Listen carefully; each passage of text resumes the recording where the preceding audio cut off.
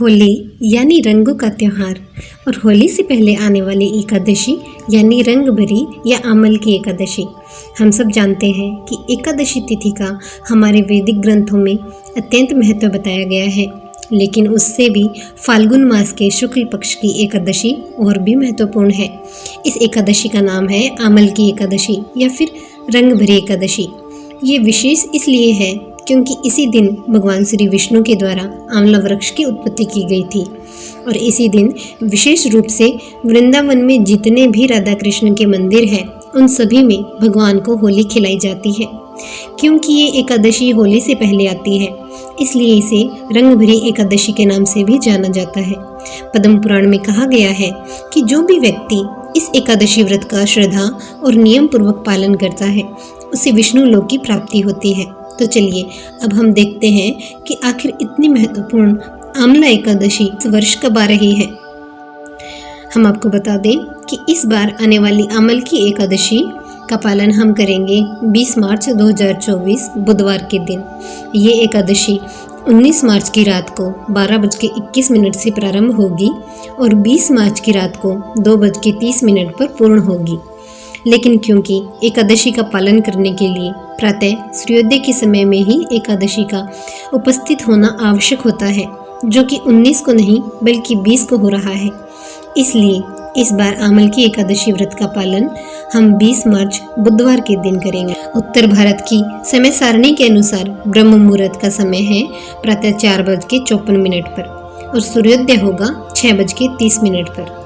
एकादशी के अगले दिन यानी द्वादशी पर इस व्रत का पारण करने का समय रहेगा प्रातः 9:01 से लेकर 10:32 के बीच में। इस बार का पारण समय फिर से थोड़ा कम है, इसलिए ध्यान रहे कि आपको एकादशी व्रत का पारण इसी 1.5 घंटे के अंदर कर ही लेना है, ना तो 9 बजे से पहले ना ही 10:30 बजे के बाद में।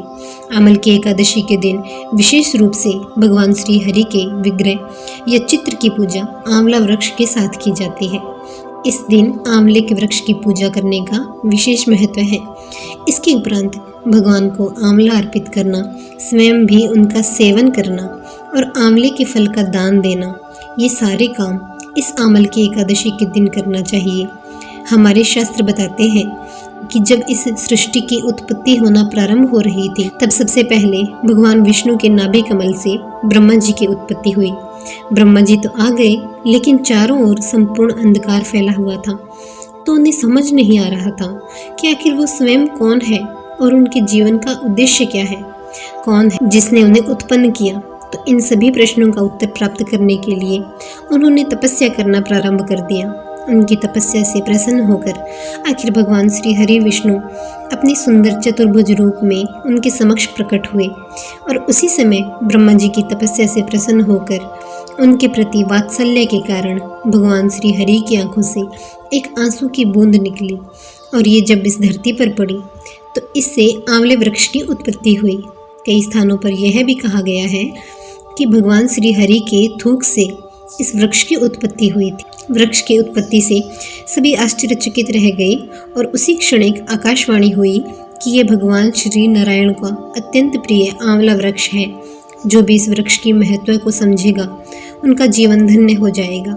इसलिए एकादशी को आंवला एकादशी के नाम से जाना जाने लगा, क्योंकि इस वृक्ष की उत्पत्ति का संबंध सीधा भगवान श्री विष्णु के साथ है। इसलिए यह वृक्ष सभी वृक्षों में अत्यंत पवित्र है। इसके आध्यात्मिक महत्व के साथ साथ इसके औषधीय गुण भी अनेक हैं। हम सब जानते हैं कि आंवला हमारे शरीर, बाल, त्वचा और आंतरिक शक्ति के लिए कितना लाभदायक है। आयुर्वेद में इस आंवला वृक्ष की असीम महिमा बताई गई है। बड़े बड़े जघन्य रोगों में भी उपचार के लिए इसका उपयोग किया जाता है। इस माह को वैष्णव संप्रदाय में गोविंद मास के नाम से भी जाना जाता है। इस मास में आने वाली अत्यंत महत्वपूर्ण अमल की एकादशी व्रत का पालन प्रत्येक व्यक्ति को करना चाहिए। यह एकादशी मनुष्य के सभी पूर्व पाप कर्मों का नाश कर देती है और सर्वोच्च आध्यात्मिक गति प्रदान करती है। इसके पालन हेतु आपको प्रातः ब्रह्म मुहूर्त के समय में उठ जाना चाहिए। पूर्णतः स्वच्छ होकर भगवान की मंगल आरती करें अथवा उनके मंदिर में या फिर कम से कम ऑनलाइन दर्शन करें।